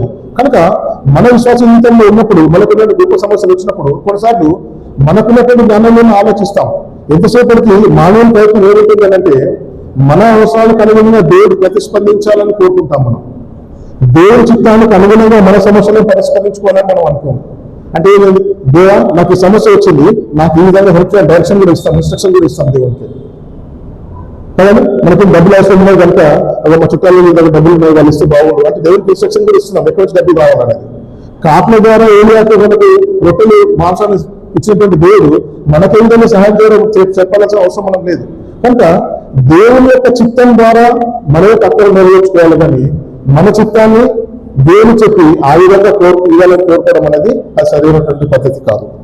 అదేవిధంగా removing doubts and embracing the new life. అంటే మన విశ్వాసాన్ని అడ్డగించేటువంటి అనుమానాలు కావచ్చు, పాపాలు కావచ్చు, భయాలు కావచ్చు, లేదా ఆ అడ్డుబండలు కావచ్చు, వీటిని తొలగించుకోవాలి. యేసు ప్రభువు యొక్క అద్భుత కార్యాలలో విశ్వాసాన్ని మనం కలిగి ఉండాలి. సో అదేవిధంగా మనకిచ్చినటువంటి ఈ కొత్త జీవితాన్ని ఏదైతే ఉందో దాన్ని మనం పూర్తిగా ఆస్వాదించాలి. అది ఇతరుల యొక్క విశ్వాసాన్ని పెంపొందించే విధంగా ఉండేందుకు మనం దానికి దోహదపడే విధంగా మన ప్రయత్నాలు మనం చేస్తూ ఉండాలి. అదేవిధంగా 4వ విషయం ఏంటంటే God's call to the new life. దేవుని యొక్క పిలుపుని మనము వినగలగాలి. అది మన జీవితానికి ఏ విధంగా ఉపయోగపడుతుంది దాన్ని అన్వయించుకునేటువంటి ప్రయత్నం మనం చేయాలి. అదేవిధంగా 5వ విషయం ఏంటంటే proclaim his power and testimony to others. అంటే దేవుని యొక్క గొప్పతనాన్ని మనం ఇతరులకు ప్రచురం చేయాలి. అదేవిధంగా ఇతరులతో పంచుకొని వారి విశ్వాసాన్ని పెంపొందించే విధంగా ఉండాలి. ఈ విషయాలన్నింటినీ కూడా ఈరోజు మనము లాజరు యొక్క జీవిత మరణం నుంచి అతన్ని జీవించినటువంటి పరిస్థితి ద్వారా, లేకపోతే మనము ఈ మాట్లాడుతున్నటువంటి సంఘటన ద్వారా మనం గ్రహించామని మనము తెలుసుకుంటున్నామని నేను గ్రహిస్తుంటున్నాను. అదేవిధంగా ఒక చిన్న పాట ద్వారా ఈ ప్రసంగాన్ని నేను ముగించాలనుకుంటున్నాను. ఏదైతే మనం నేర్చుకున్నామో, మన జీవితంలో ఎన్ని కష్టాలు ఉన్నప్పటికీ, ఎన్ని బాధలు ఉన్నప్పటికీ, మనము దేవునిపైన ఎక్కడైతే ఆధారపడతామో, దేవునిపైన ఎక్కడైతే మనం నిరీక్షణ ఉంచుకుంటామో, మన సమస్యలన్నింటినీ కూడా ఆయన తీసేయడానికి సమర్థుడు అనేటువంటి విషయాన్ని మనం ఈరోజు గ్రహించాం. కాబట్టి ఈ పాట ద్వారా నేను దాన్ని తెలియజేసే ప్రయత్నం చేస్తాను.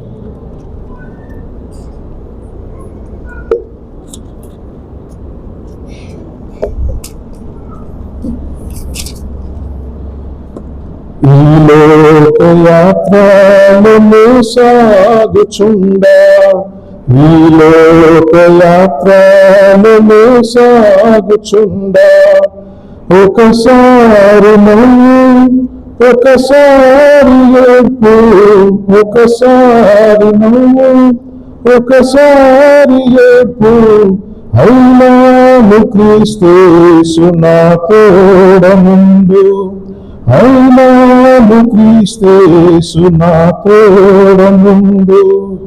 ఈ లోకయాత్రలను సాగుచుండా, ఈ లోకయాత్రలను సాగుచుండా, జీవితయాత్ర ఎంతో కఠినము, జీవితయాత్ర ఎంతో కఠినము, ఘోరాంధకార తుఫానులున్నాయి, ఘోరాంధకార తుఫానులున్నాయి, అభ్యంతరములు ఎన్నెన్నో, అభ్యంతరములు ఎన్నెన్నో, కాయువారెవరు రక్షించేదెవరు, కాయువారెవరు రక్షించేదెవరు.